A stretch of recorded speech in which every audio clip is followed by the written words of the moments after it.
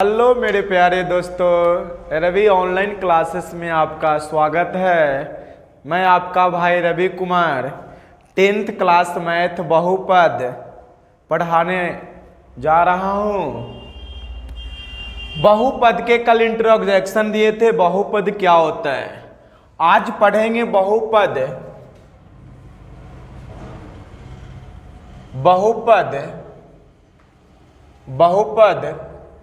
के प्रकार, बहुपद के प्रकार घात के आधार पर,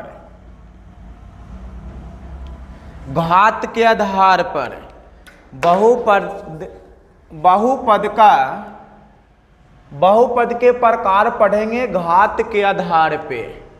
मतलब घात मतलब पावर के आधार पे, जैसे इसकी घात है ना, तो इसके घात के आधार पे।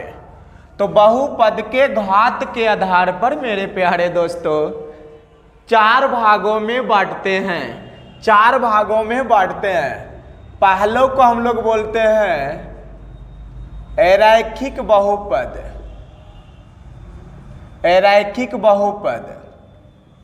बोलेंगे उस बातों को लिखिएगा। अरैखिक बहुपद किसे कहते हैं? तो वैसा बहुपद जिसका अधिकतम घात एक हो, उसे रैखिक बहुपद कहते हैं। उसे रैखिक बहुपद कहते हैं। मतलब रैखिक बहुपद का घात एक होता है। रैखिक बहुपद का घात एक होता है। इसका व्यापक रूप या इसी को बोलते हैं समान रूप। व्यापक रूप ax प्लस b होता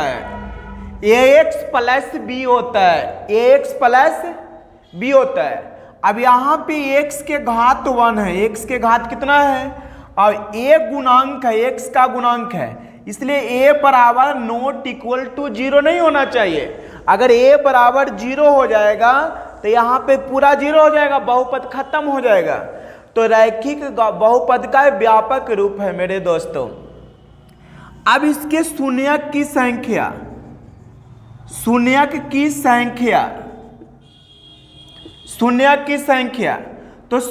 की संख्या इसका एक होता है। रैखिक बहुपद के शून्यक की संख्या एक होता है। शून्यक को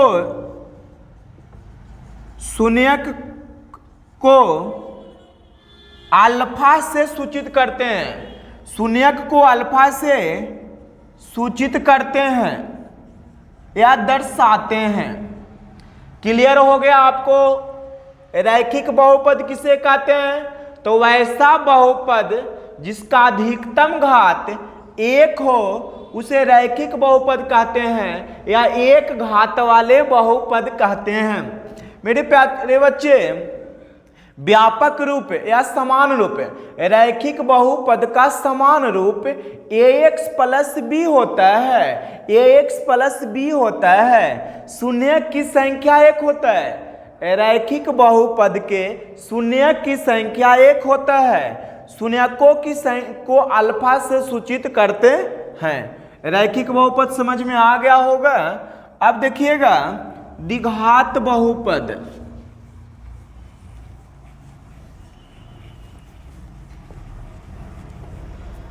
दूसरा देखिएगा द्विघात बहुपद।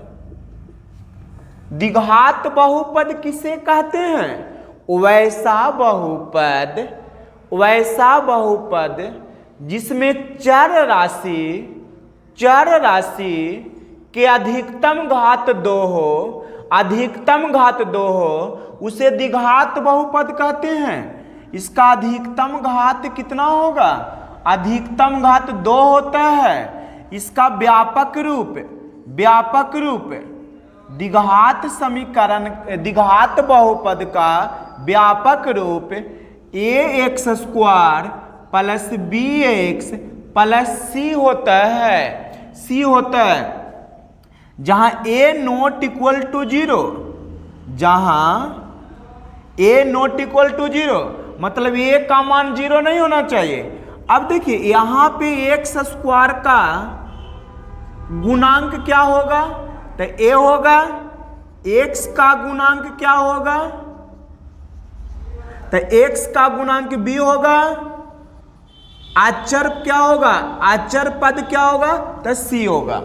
मतलब एक्स स्क्वायर के गुना वाला एक का मान होगा और एक्स के गुना वाला जो बी के जगह पे रहेगा वो बी का मान होगा और गिनती वाला सी का मान होगा।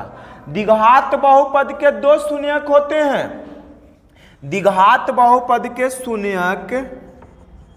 शून्यक की संख्या दो होती है, जिसे अल्फा और बीटा कहते हैं। शून्यक की संख्या दो होता है, अल्फा और बीटा, जिसे अल्फा और बीटा कहते हैं। शून्यक एक्स का मान होता है, उसे अल्फा और बीटा द्वारा सूचित किया जाता है। तो द्विघात बहुपद आपको समझ में आ गया होगा किसे कहते हैं।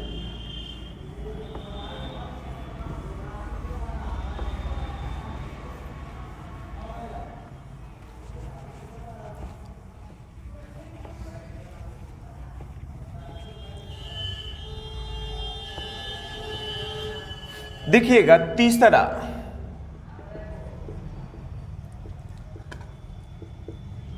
त्रिघात बहुपद। परिभाषा क्या होगा, वैसा बहुपद जिसमें चार राशि का अधिकतम घात 3 हो उसे त्रिघात बहुपद कहते हैं। मतलब त्रिघात बहुपद में अधिकतम घात 3 होता है, अधिकतम घात 3 होता है, जिसका व्यापक रूप ax Q plus bx square plus cx plus d होता है। इसका अधिकतम घात कितना होगा, तो अधिकतम घात 3 होगा। त्रिघात का अधिकतम घात 3 होगा। इसका व्यापक रूप क्या होगा, तो ax Q bx square plus cx plus d होता है। लेकिन a नॉट इक्वल टू 0 नहीं होना चाहिए। अगर a नॉट इक्वल टू 0 हो गया तो ये पूरा खत्म हो जाएगा, एक्स स्क्वायर बचेगा तो द्विघात बन जाएगा। अब इसके शून्यक की संख्या, त्रिघात की शून्यक की संख्या कितना होता है, तो त्रिघात के 3 शून्यक होगा, त्रिघात के 3 शून्यक होगा। अब इस शून्यक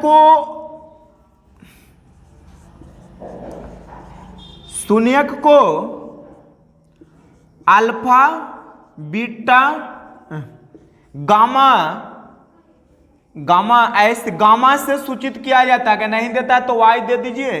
अल्फा बीटा गामा, शून्यक को अल्फा बीटा गामा से सूचित किया जाता है जो एक्स के मान होता है। तो होपति त्रिघात बहुपद आपको समझ में आ गया होगा। आगे देखिएगा चतुर्थ घात बहुपद। चतुर्थ घाती बहुपद, तो परिभाषा लिखिएगा, वैसा बहुपद जिसका अधिकतम घात 4 हो, जिसका अधिकतम घात 4 हो उसे चतुर्थ घाती बहुपद कहते हैं। इसमें अधिकतम घात कितना होगा, तो इसका अधिकतम घात 4 होगा। व्यापक रूप क्या होगा, व्यापक रूप मतलब इसका समान रूप किस रूप में रहेगा, तो ax के 4 bx Q plus cx plus d के रूप में रहेगा। इसके शून्यक कितने होंगे, तो इसके शून्यक 4 गो होंगे, इनके शून्यक 4 गो होंगे। चतुर्थ घाती के शून्यक 4 गो होंगे, शून्यक 4 गो होंगे। आगे देखिएगा, यहां तक हो गया होगा तो आगे देखिएगा सर।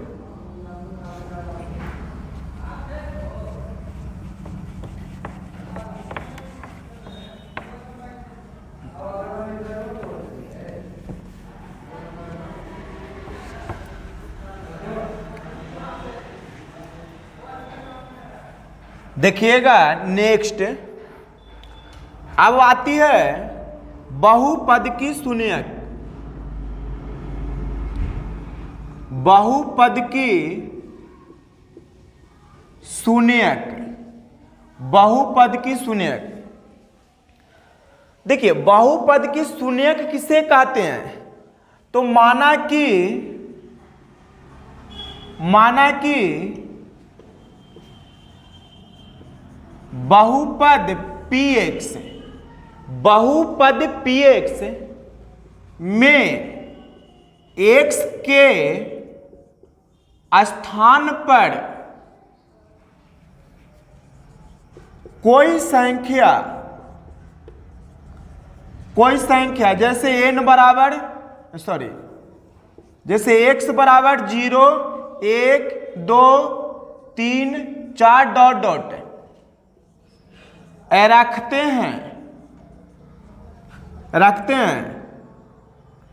हैं तब हल करने पर 0 आता है, 0 आता है, तब px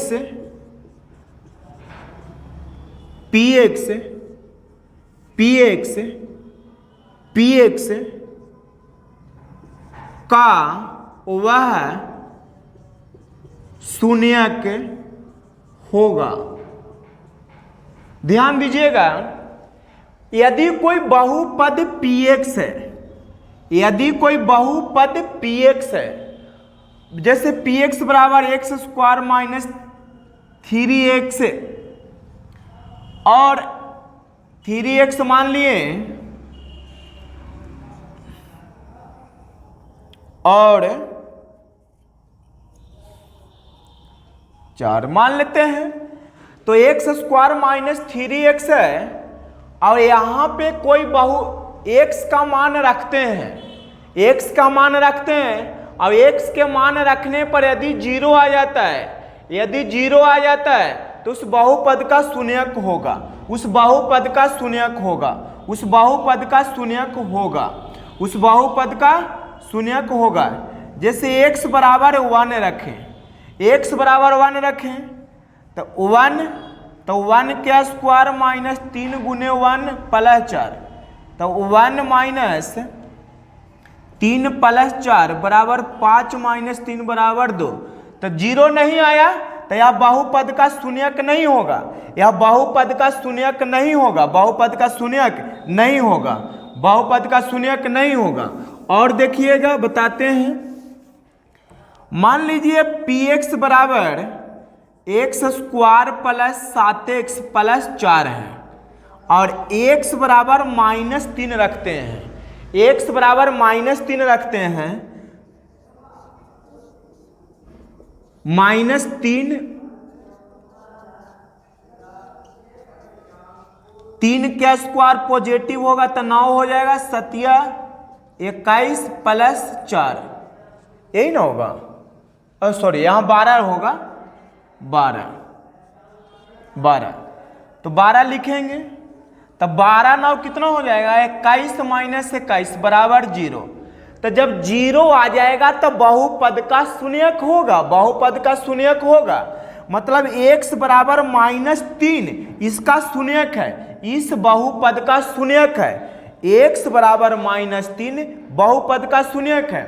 फिर से कोई बहुपद है और बहुपद में कहे जांचने के लिए कि शून्यक जांचिए, तो x के स्थान पर रखिए, x के स्थान पर रखिए और रखने के बाद हल कीजिए, हल करने के बाद यदि 0 आ जाता है तो उस बहुपद का वह शून्यक होगा, उस बहुपद का शून्यक होगा। जैसे बोले बहुपद px x square plus 7x plus 12 x minus 3 शून्यक है कि नहीं, तो x के जगह पे रखें तो 0 आ गया, तो -3 इस बहुपद का शून्यक है। आगे देखिएगा,